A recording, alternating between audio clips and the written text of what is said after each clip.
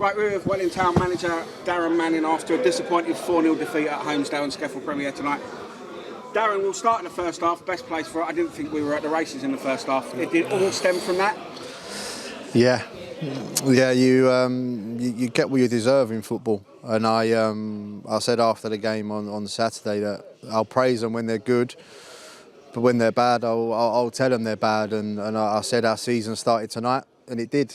It started tonight, and we got exactly what we deserved. We weren't very good for minute one. We probably had 5 minutes where we was okay at a push. But no, we got exactly what we deserve tonight, and it stems from mentality, because you don't become a bad player from a Saturday to a Wednesday, and you don't become a bad team from a Saturday to a Wednesday. So it's very, very poor tonight, very poor. Where do you think our problems are? Do you think we're conceding bad goals, which is making it hard for us, or do you think we're not creating enough in the first place? We're giving teams goals, absolutely giving teams goals, handing it to them on a plate, and when you hand teams goals, they're going to score. Tom, you've been watching them all season. How many times have a team given us a goal? They haven't. And we're giving teams goals. And when you do that, you're fighting an uphill battle. So we need to cut out those silly errors that are allowing us easy to score against. 1-0 down. Obviously a poor goal from our perspective. We did, however, get the chance to come back straight away, 1-1. Yep. Your thoughts on that? Taylor's done everything right. The credit where credit's due. Their centre half's made a fantastic block on the line. But Taylor knows he's too good to not score them chances. He knows that. But I felt he'd done everything right in the moment when, after his first touch, as soon as he got under the goalkeeper's there, so he's gone round him, got the shot on target, and it's an incredible block off the line. So credit where credit's due on that one. But again, no, it's Taylor's just shown the threat he can be. We go in 1-0 down. Mm-hmm.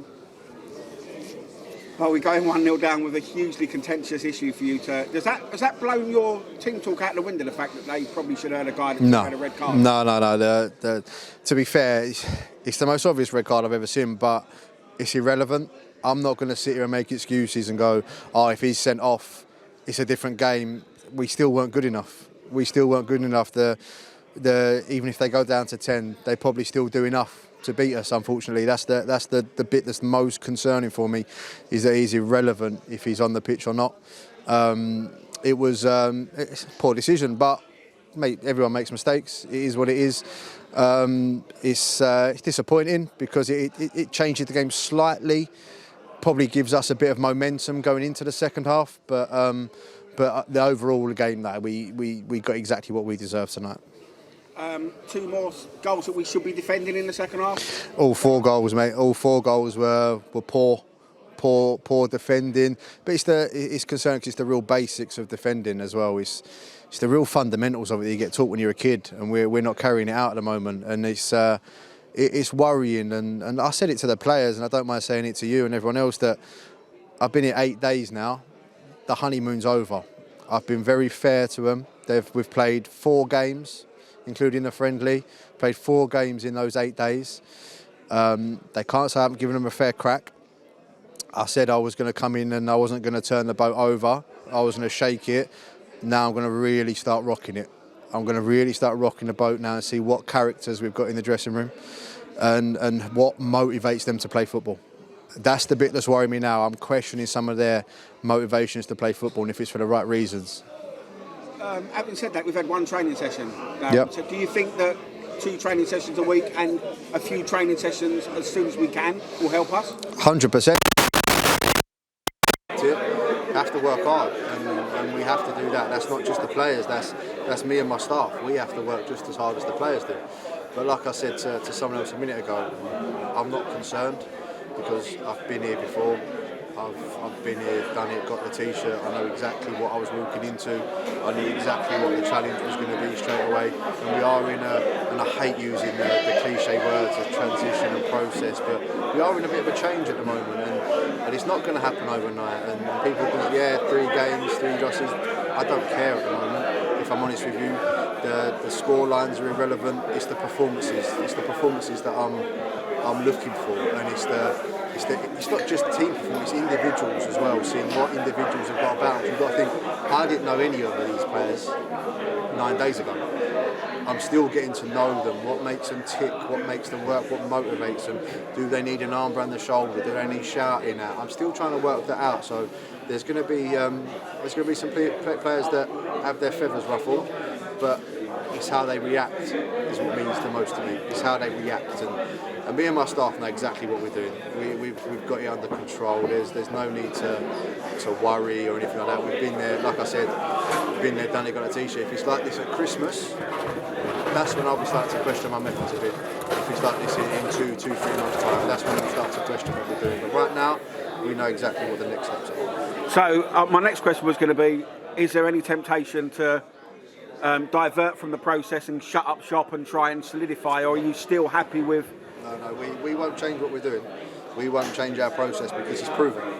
And then if it wasn't proven, then it'd be questionable. But I just said it sounds like a banging a drum, but this is what I expected.